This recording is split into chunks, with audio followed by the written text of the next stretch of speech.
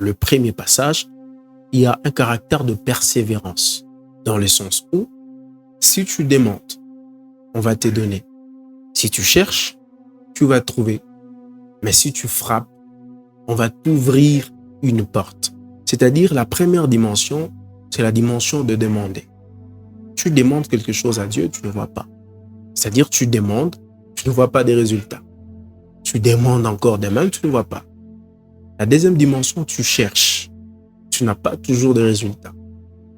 Et la troisième dimension, tu frappes. Quand tu frappes, il y a des douleurs qui restent sur ta main. Parce que tu es en train de cogner quelque chose. Tu es en train de frapper. C'est une dimension de persévérance. Et pour bien comprendre ce que je suis en train d'expliquer maintenant, j'aimerais que nous puissions lire Luc 18. À partir du 2e verset, ce même passage qu'on vient de lire de Luc chapitre 18, le verset 1, j'aimerais que nous puissions lire le verset 2 et en dessin un peu. J'aimerais prendre la version Parole de vie. Je reprends à partir du 2e verset, on dit « Il leur dit, dans une ville, il y avait un juge qui ne respecte pas Dieu. » Et c'était un juge qui ne respectait pas Dieu et il se moque des gens. C'est la version Parole de vie. C'est un juge qui ne respecte pas Dieu. De 1, de 2, il se moque de gens. Donc lui, il s'en fout de vous. Il s'en fout qui que vous soyez, lui, il s'en fout.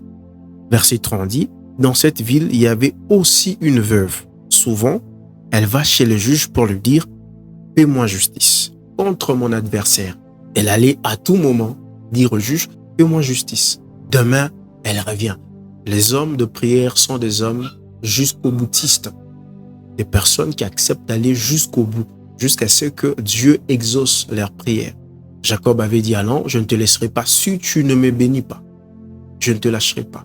Alors je continue. Le verset 4. Pendant longtemps, le juge ne veut pas.